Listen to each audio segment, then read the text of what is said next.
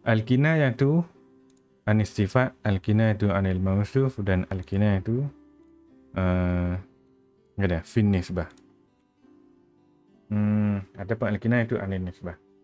Jadi kinayah yang kita bicara itu dia ada beberapa maksud. Satunya maksud untuk menunjukkan kepada sesuatu sifat lah. Kinayah tu buat untuk sifat. Nak royak sifat. Gitu.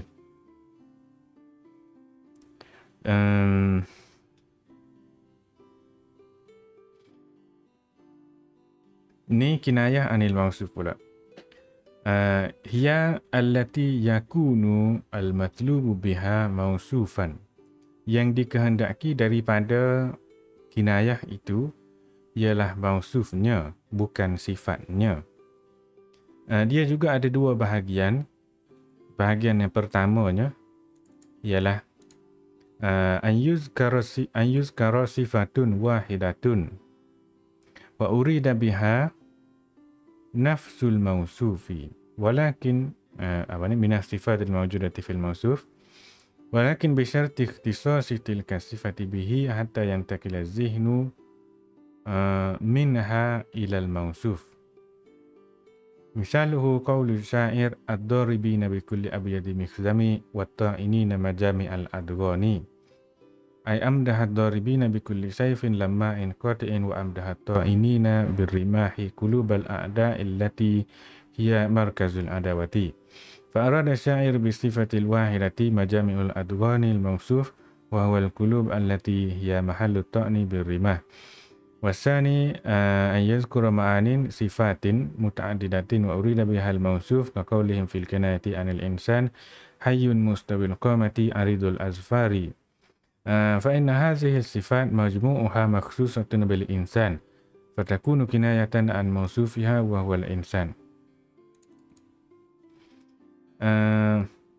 Kinayah yang bertujuan untuk menampakkan mausuf ini ialah kinayah yang maksud asalnya, maksud biha bil kinayah lah, ialah mausufnya. Dia ada dua bahagian juga. Bahagian yang pertama ialah bahagian yang disebutkan satu sifat. Disebutkan satu sifat. Dimaksudkan daripada sifat itu mausufnya.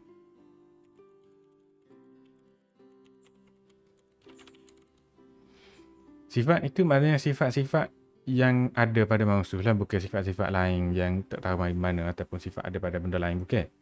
Sifat tu sifat yang ada pada mausuf.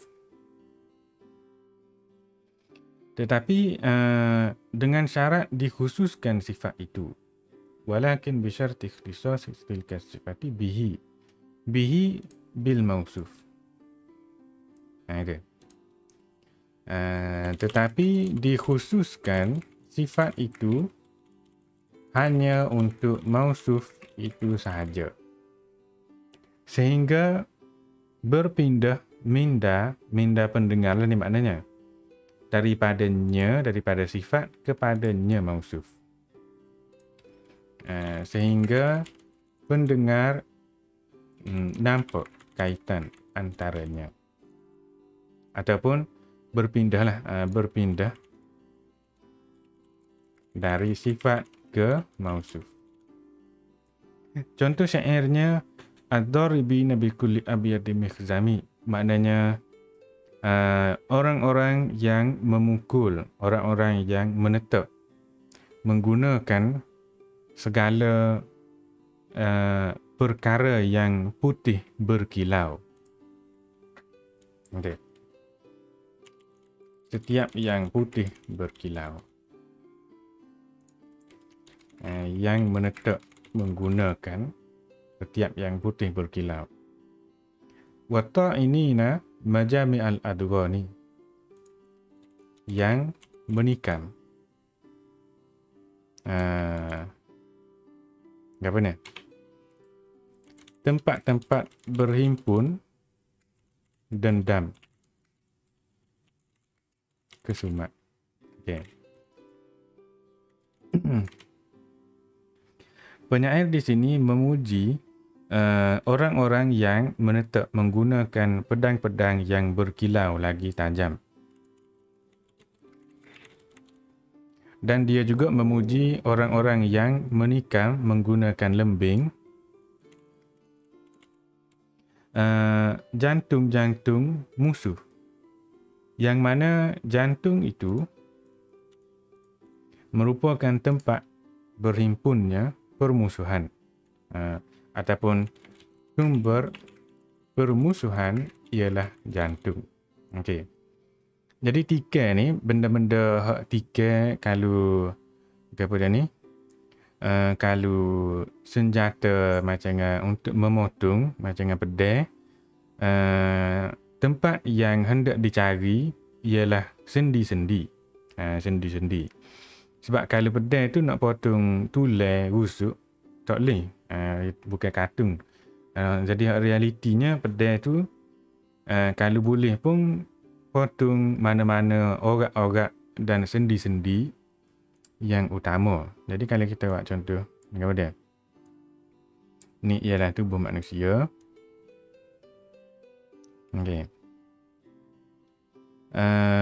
Yang nak dituju oleh pedang ialah sama ada leher, bahu payah sikit, pergelangan tangan, ni lagi payah,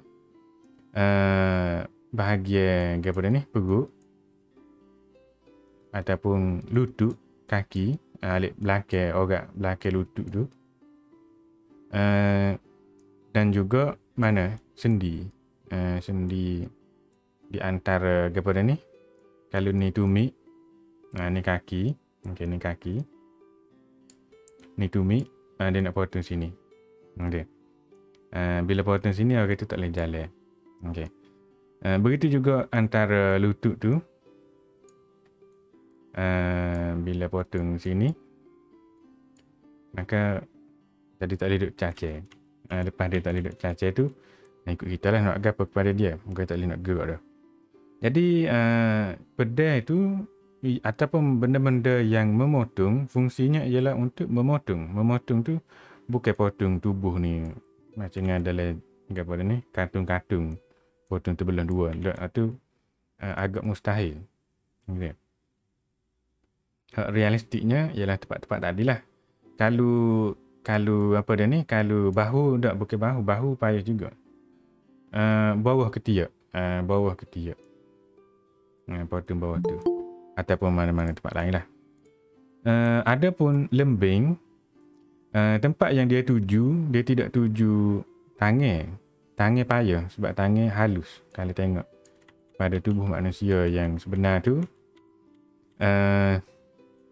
tubuh lah yang paling besarnya. Lepas tu kemudiannya tangan, apa ni, kaki. Tangan hak halusnya. Jadi lembing tu bukan kayu. Okey, dia ada ujungnya tajam. Fungsinya ialah untuk tikai, untuk cocok, untuk cocok. Bukan apa ni, bukan lembing hak ada, bukan lembing gini. Kalau lembing gini dia serupa dengan pisau dengan pedang juga. Fungsi dia cuma dia panjang. Adapun lembing untuk cocok ni, hak tajam ni, dia kena cari tempat nak cocok lah. Tempat nak cocoknya sama ada di kepala, mata, ataupun jantung. Jantung tu dia tak boleh cocok ke depan, sebabnya kat depan biasanya ada apa dia, baju besi ke apa dia, jadi payah sikit. Dia kena cocok kat tepi, daripada tepi. Sebab baju biasanya dibuat dalam bentuk lagu ni. Okey. Dibuat sini tempat tangan dan sini tempat hak dia lebih keengah sikit. Gitu. Jadi hak depan ni kerah, boleh juga nak cocok depan ni, cumanya agak kerah lah dan payah. Hak bolehnya cocok daripada tepi. Cocok daripada tepi, masuk dan kena jantung. Okey. Jadi nak cocok tangan tidak berapa realistik. Cocok tangan tu boleh pegang ni pula. Jadi Orang tidak tuju tangan. Satu lagi tempat nak cocoknya ialah apa dia? Kemaluan, tapi waktu payah sikit. Ataupun bahagian perut ke, itu boleh jugalah. Satu laginya ialah kaki. Kaki. Cocok di kaki. Jadi lembing-lembing untuk cocok ni dia ada tempat-tempat dia lah cocoknya. Tempat-tempat dia. Tapi kalau orang itu tidak pakai baju ke apa-apa, maka tak apalah cocok mana-mana pun. Asal ke tempat-tempat yang kalau cocok tu kiranya jadi mati. Kalau cocok tempat yang tidak mati, tak berapa jadi. Biasanya dalam apa dah ni, kes-kes orang, tiga orang, dia mangsanya tidak pakai baju besi. Okey. Jadi bila mangsa yang tidak pakai baju besi, mangsanya tidak pula bersenjata. Jadi bila kena cocok tu dia tidak kena cocok sekali sebab pemangsanya ada senjata, mangsanya tidak ada senjata. Jadi mangsanya biasanya akan kena cocok apa dah di tubuh banyak kali, beberapa kali, dan di kepala beberapa kali. Okey. Itu agak menakutkan tapi gitulah mudahnya kalau nampak orang bawa senjata lari. Jadi arada syair bisifatil wahidah, penyair di sini dia dengan menyebutkan sifat jantung, sifat tempat berhimpun dendam. Maksudnya ialah jantung. Yang mana jantung tu adalah tempat yang sepatutnya ditusuk boleh juga ataupun ditikam oleh lembing. Okey. Boleh saja dia nak rayak tempat berhimpun kasih sayang, boleh juga. Ataupun kalau kita kata tempat berhimpunnya ingatan. Biasanya orang akan faham maknanya kepala lah. Tempat berhimpunnya kasih sayang orang akan faham hati. Tempat berhimpunnya ingatan orang akan faham kepala. Terbalik. Ikutlah. Jadi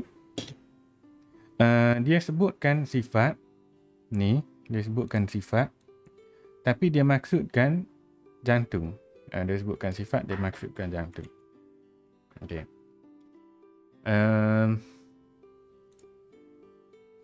Ni contoh lain. Contoh lain. Ni ada tulis dah ni.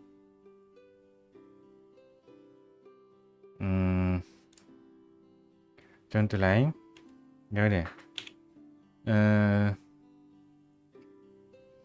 Dalam bahasa kita, sebenarnya bahasa kita tu dia agak halus dah lah. Bahasa kita tu ada kinayah dah sebenarnya. Dia telah apa dia? Dipukul bahagian kemaluannya contohnya.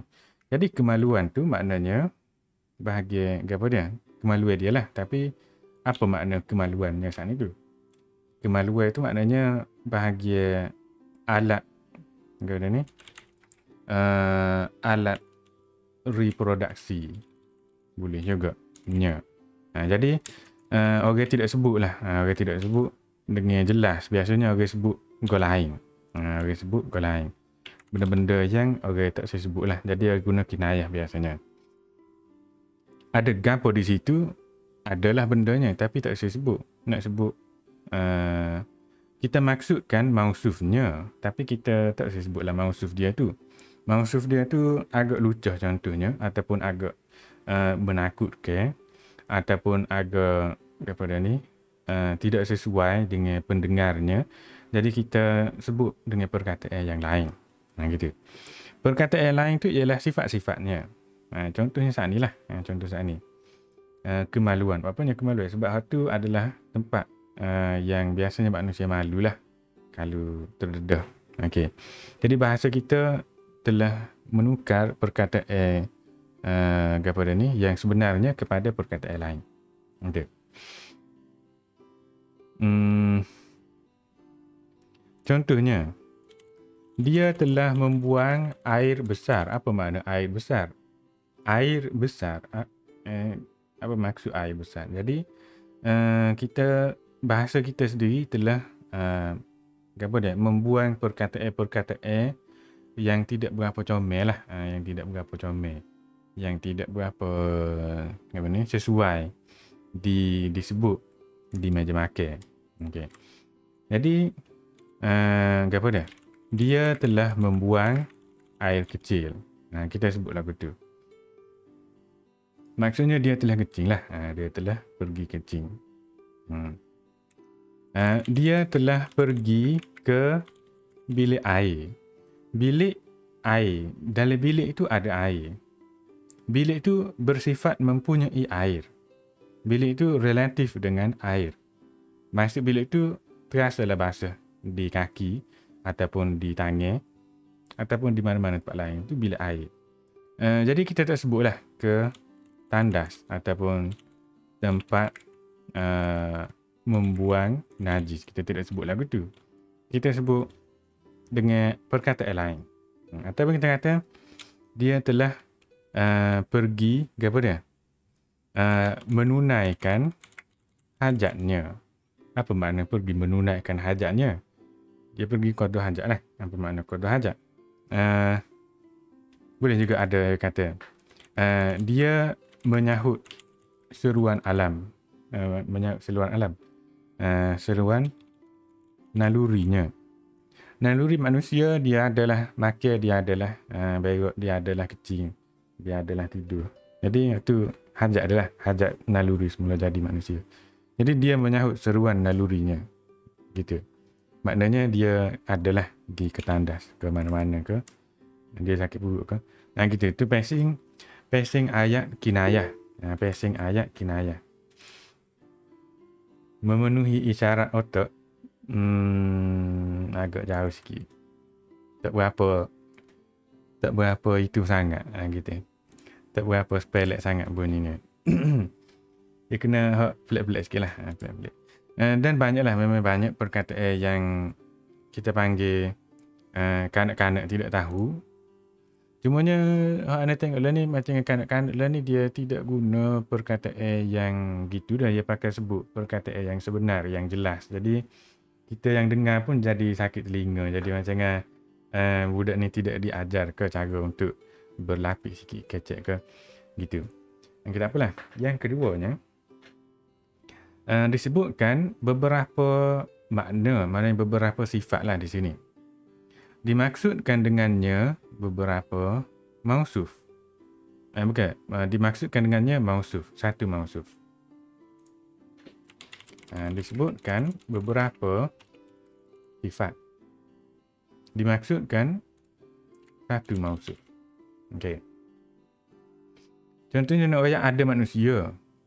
Kita rayak ada benda hidup yang boleh berdiri tegak, yang lebar kukunya. Okey. Jangan masuk label itu. Ada satu makhluk yang boleh berdiri tegak, yang lebar kukunya. Kita pun sudah gambar dia. Manusia lah benarnya. Tak ada apa. Berapa lebar kuku? Sebabnya kuku binatang lain, kalau kita tengok kuku kucing ke, dia kukunya lagu ni. Apa ni? Gini. Tajam. Okay. Kuku binatang hak lain pun dia macam agak tajam jugalah. Agak tajam juga. Walaupun kita tengok monyet tu nampak ada jugalah lebih kurang dengan manusia, tapi dia tidaklah berdiri tegak. Manusia ni berdiri tegak. Okey. Berdiri tegak sehingga apa dia? Mendedahkan bahagian-bahagian yang penting. Okey. Bahagian yang penting apa dia? Kalau kita tengok binatang lain, berapa binatang lain dia jalan ngakuk. Manusia jalan dua kaki. Binatang lain dia jalan ngakuk kerana apa dia? Kemaluan dia duduk sini, alik depan. Perut dia duduk sini, jantung dia duduk sini, paru-parunya duduk sini, gelang-gelangnya duduk sini. Jadi tulang belakang dia keras sekali tu duduk alik atas. Jadi kalau benda-benda lain mari ke atas, tak kena dah hak bawah ni. Hak bawah ni payah. Gitu. Tapi manusia peliknya lagu mana tak tahu, tapi manusia duduk cacar. Manusia duduk cacar. Bila duduk cacar, bahagia-bahagia hak penting-penting tu terdedah belaka. Jantung pun orang terdedah. perut pun terdedah, paru-paru terdedah, kemaluan pun terdedah, kemudian tekuk sekali pun terdedah belaka. Okey. Itu adalah perbezaan manusia dengan binatang lain lah. Lagu mana tak tahu. Mungkin sebab dia mempunyai akal yang bijaksana, jadi dia tahulah kata caranya untuk mengelakkan daripada kena serai tempat-tempat sana. Okey, contohnya kita mari sifat-sifat lain. Kita kata dalam bilik itu ada kepada ni benda panjang, kaki banyak, nampak gerak derah gitu. Apa dia tahu? Kaki banyak setara mana? Berapa kaki? 5, 8. Dok yang kata tak boleh bila banyak lajak. Kita pun agaklah tu mungkin lipat kot. Mungkin lipat. Jadi beberapa sifat disebut untuk menunjukkan kepada sesuatu benda. Kadang-kadang seseorang tu dia tak tahu bendanya gapo dia. Mausufnya dipanggil gapo dia tak tahu. Sifatnya dia tahu. Okay, contohlah benda yang paling pelik sekali manusia pernah teorikan. UFO. Apakah itu UFO? UFO tu apa nak? Unidentified Flying Object sebenarnya.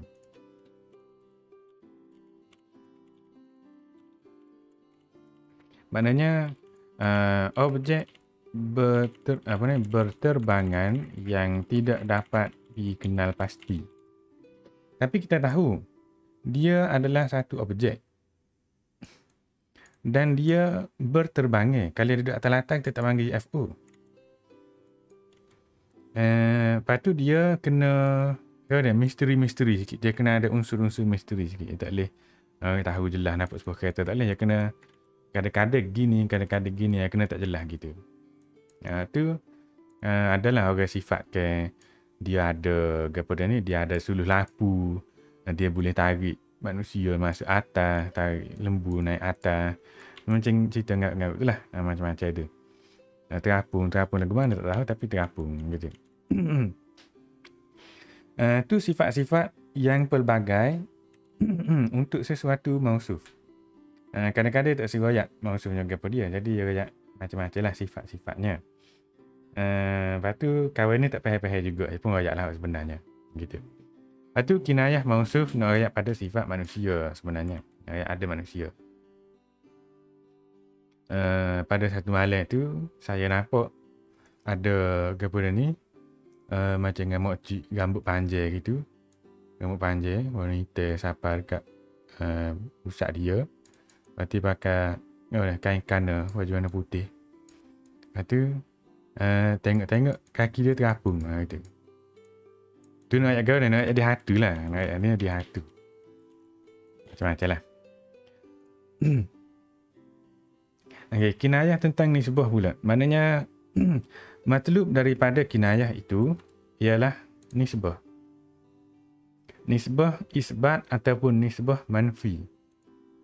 Nak ayat kata ya, benda ini ada padanya. Ataupun tidak, benda ini tidak ada padanya. Benda sifat lah, sifat. Sifat ini ada padanya. Tidak, sifat ini tidak ada padanya. Gitu. Maksudnya ialah itu saja. Matlubnya bukan sifat, bukan narayak. Inilah sifat yang saya maksudkan. Bukan juga narayak mausuf. Daripada sifat-sifat yang saya sebut tu sebenarnya saya maksudkan benda ni, bukan. Narayak sifat sana ada pada benda ni. Contohnya, inna samahata wal muru'ata wan nada fi qubbatin duribat ala ibnil Hasraji. Samahah, muru'ah dan nada.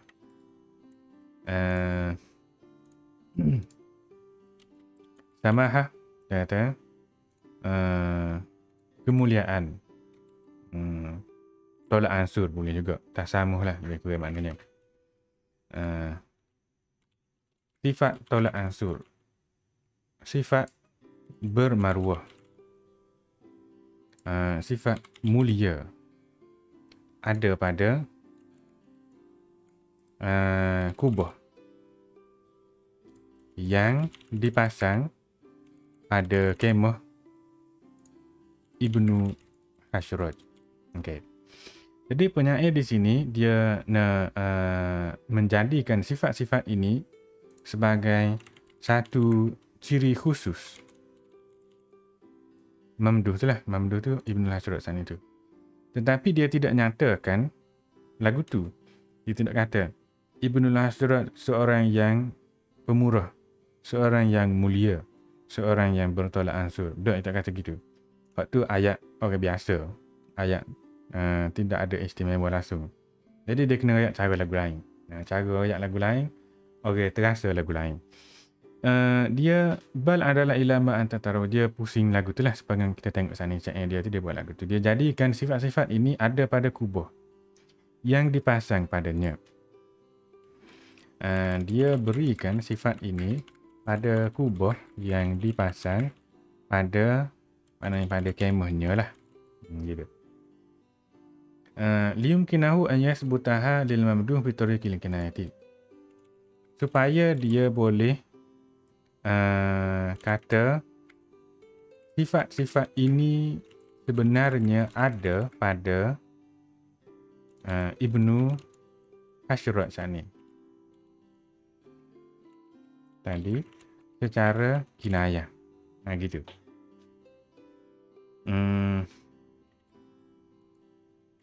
Kubbatin. Okay. Li'annahu iza asbata syai' fi makani rajul faqad asbata faqad iza usbita syai'u fi makani rajuli faqad usbita lahu. Bila dikatakan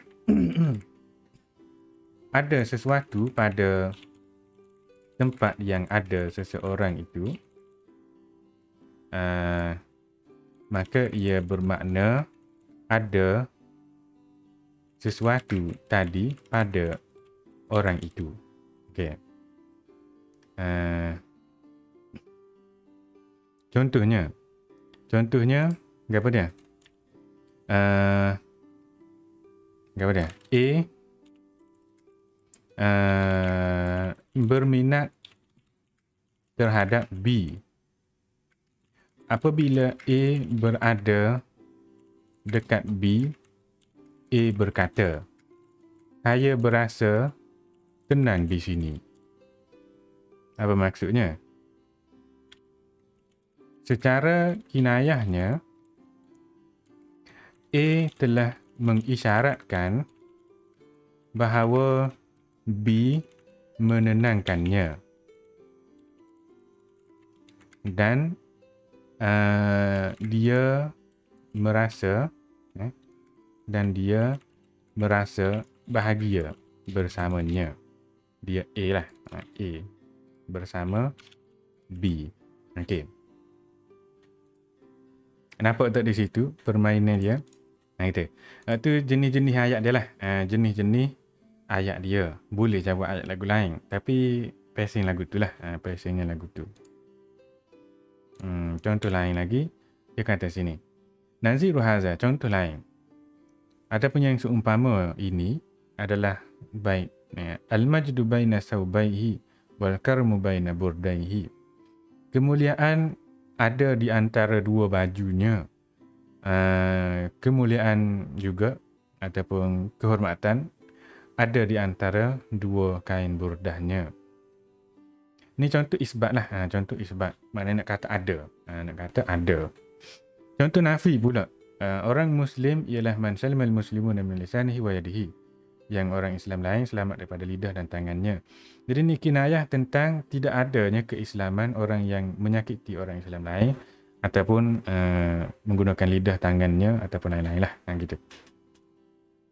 Contoh tiada. Okay, contoh tiada. Apa dia? Ambil orang lain pula. C. C tidak suka terhadap D. Apabila D datang ke rumahnya, ke rumah C, C selalu berkata, saya kena keluar sekejap. Rumah ni terasa panas. Okay. Apa maksudnya? Maksudnya kalau dia duduk rumah tu dia berasa tak selesa. Tak selesa serupa dengan panas lah. Serupa dengan rumah tu panas. Jadi tak boleh duduk panas. Nak tubik. Panas kat mana? Bukan panas angin ni, panas ni boleh pasang kipas. Ada aircon boleh pasang aircon. Ada nela boleh buka nela. Bukan lagu tu panasnya, panas gelaing. Panas gelaing. Okey. Gitulah pacingnya. Pacing kinayah nisbah. Nak ada perbalahan lah antara C dengan D. Bila D mari dia pun sudah tak boleh nak gapo lah. Okey, itu contohnya. Contoh lain ada lagi buat sendiri lah. Contoh lain. Nampak ke tak tu? Boleh buat contoh sendiri ke tak?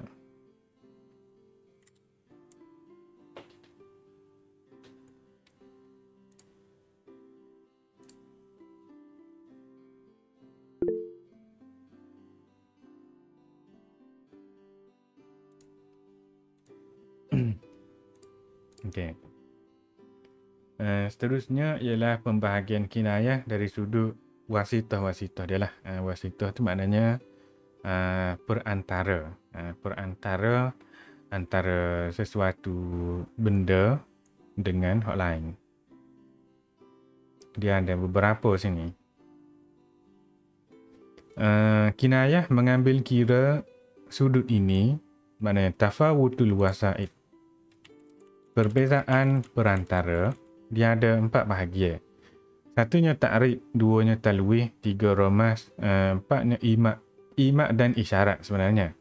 Imak dan isyarat tu nak tulah. Tapi ia macam dengan command, itu macam dengan 5, tapi benarnya 4 je. Imak dan isyarat tu sekali. Ta'rib ni, maknanya kinayah itu masukatan li ajli mausufin ghairi mazkur. Kinayah itu dibuat untuk mausuf yang tidak disebut. Ada. Untuk mausuf yang tak disebut. Ta'rif tu apa dia? Ta'rif dari segi bahasa, imalatul kalam ila urdin, maknanya janibin yadullu alaihi al-maksud. Condongnya ayat kepada kepada salah satu sisi yang ditunjukkan oleh yadullu alal maksud, bukan, yang menunjukkan kepada maksud benar. Okey. Ayat tu jadi pergi ke arah sesuatu makna, sesuatu sisi, yang mana bila kita tengok tu apa jadi lagi kat ni, sebenarnya maksud dia ada maksud tertentu. Aradtu li fulanin ataupun aradtu bi fulanin, maksudnya qultu lahu qaulan aradtu ghairahu. Saya sebut satu benda, saya maksud gol lain. Gitu. Saya sebut satu perkara, saya maksudkan gol lain. Saya kata sebut gol lain, maksud gol lain. Gitu. Bahasa isyarat lah, bahasa isyarat. Macam kita duduk bertelepati dengan orang lain. Kita nak ayat gol lain, orang lain tu pun faham juga. Tapi orang tidak, orang kita maksudkan tak faham. Gitu. Seolah-olahnya kita menyampaikan maksud yang ada dalam kepala kita ke dalam kepala dia. Cuma dengan berkata-kata lah sikit. Gitu. Tapi orang tak faham. Orang faham. Gitu. Seolah-olahnya kita mengisyaratkan kepada satu sisi, tapi kita maksudkan sisi lain. Gitu. Kita isyarat sebelah ni, kita maksudkan sebelah satu lagi. Jadi mailanul kalam ila janibin an janibin ila janibin akhar yadullu ala maksudil mutakallim wa ta'rib istilahan. Jadi ta'rib dari segi istilahnya ialah condongnya ayat ataupun bertukar juga. Berpalingnya, kita kata status ayat dari satu makna kepada makna yang lain yang menampakkan maksud asal mutakallim dipanggil ta'rib. Okey. Contoh saat ni lah. Al-muslimu man salimal muslimun dan sebagainya tu. Okey. Dia tunjuk Nabi royak tu, dia nak royak hak tu, dan juga dia nak royak orang yang tidak lagu tu tidak sempurna lah Islam dia tu. Okay. Selain daripada tu, dalam ni ada lain-lain sikit.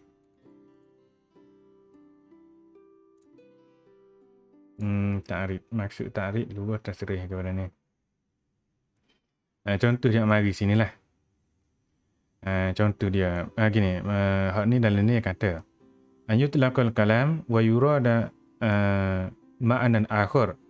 Sebut sesuatu ayat maksudnya go lain. Kita faham maksud lain tu daripada siyak. Ta'ridun bil mukhatab, daripada siyak konteks yang telah dinyatakan, yang telah ditunjukkan, dipaparkan oleh mukhatab. Apa ni, kepada mukhatab. Gitu. Contohnya kita kata kepada orang yang banyak kecek, contohnya kita kata iza tammal aklu naqasal kalam. Kalau sempurna akalnya, tentulah sedikit sahaja kata-katanya. Gitu. Jadi konteks dianya ada orang duduk kecek tak berhenti, duduk kecek semacam, duduk berbel-berbel, duduk ngepek. Kita pun kata orang cerdik tak kecek banyak. Kita royak tu bukan nak maksud kitanya nak royak orang yang cerdik tidak kecek banyak sebagai satu fakta yang berasingan dah. Kita nak tuju kepada orang tak ni lah. Gitu. Jadi daripada konteks tu kita boleh faham dia sebenarnya maksudnya go lain. Daripada konteks tu kita boleh faham lah maksudnya go lain. Serupa dengan hadis Nabi juga. Al-muslimu man salimal muslimuna min lisanihi wa yadihi tu Nabi royak orang Islamnya hak lagu ni. Maknanya orang tidak lagu tu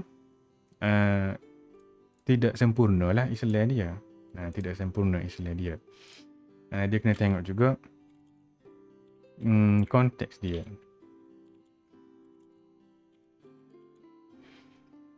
Sebab Nabi dia tidaklah royak tiba-tiba lagu tu. Selalu biasanya dia adalah sebab-sebab dia. Kadang-kadang tak ada pun. Ada tanya, apakah orang Islam yang siapakah orang Islam yang terbaik? Orang Islam yang terbaik ialah yang gini. Maknanya yang tidak lagu tu yang tidak terbaik lah. Yang gitu. Ada juga kadang-kadang apa dah ni? Ada orang yang menyakiti orang lain dengan kata-katanya, membuatkan orang jadi sakit hati contohnya. Kita pun tiba-tiba sebut hadis. Gitu. Dia pun lagu mana pula dia ni tiba-tiba jadi baca hadis ni. Maksud kita nak ayatnya dia tidak berapa kuatlah keislamannya. Islamnya tidak berapa sempurna. Sebab dia telah menyakiti hati seseorang. Okey, contohnya lagu tu. Jadi kita buat mari hadis tu bukan nak royak saya tiba-tiba berasa nak mengajar hadis, bukan lagu tu. Kita nak isyarat kepada dia lah. Gitu. Ada tu dipanggil ta'rib. Ta'rib maknanya daripada satu maksud kepada maksud lain, yang mana itulah maksud sebenar kita. Mausufnya tidak disebut. Benda yang sebenarnya tidak disebut. Kalau ni tidak disebutlah sebenarnya. Okey, itu kita tak sebut. Kita sebut orang lain. Dia pun tanya, kamu menyindir saya ya? Kita kata tak, saya saja tak nak ayat. Tiba-tiba saya berasa teringat hadis Nabi yang gitu. Ikut dia lah. Jadi ni hak contoh lain. Wanada Nuhur rabbahu faqala rabbi inna ibni min ahli wa inna wa'dakal haqq wa anta ahkamul hakimin. Nabi Nuh menyeru pada Tuhannya. Dia pun kata, wahai Tuhanku, anakku juga ahli keluargaku. Tapi saya tahu janjimu adalah janji yang benar. Ayat ni ada 3 makna berasingnya. Dia kata nombor 1 nak ayat anak dia tu ahli keluarga dia. Nombor 2 yang nak ayat janji Allah Ta'ala adalah janji yang benar. Dan yang ketiganya Allah Ta'ala adalah sebijak-bijak hakim. Jadi Nabi Nuh AS tidaklah nak ayat daripada jumlah tu nak cerita saja-saja dah. Dia nak royak kata apa dah ni, kalau boleh Allah Ta'ala selamatkanlah anak dia. Tapi dia malu lah nak minta sebabnya Allah Ta'ala royak dah. Lagu mana. Dia akan jadi lagu mana anak dia tu. Okay. Lebih kurangnya gitu. Lepas tu ta'arif. Lepas tu talwih tu semula pula lah. Esok kau. Wallahu a'lam.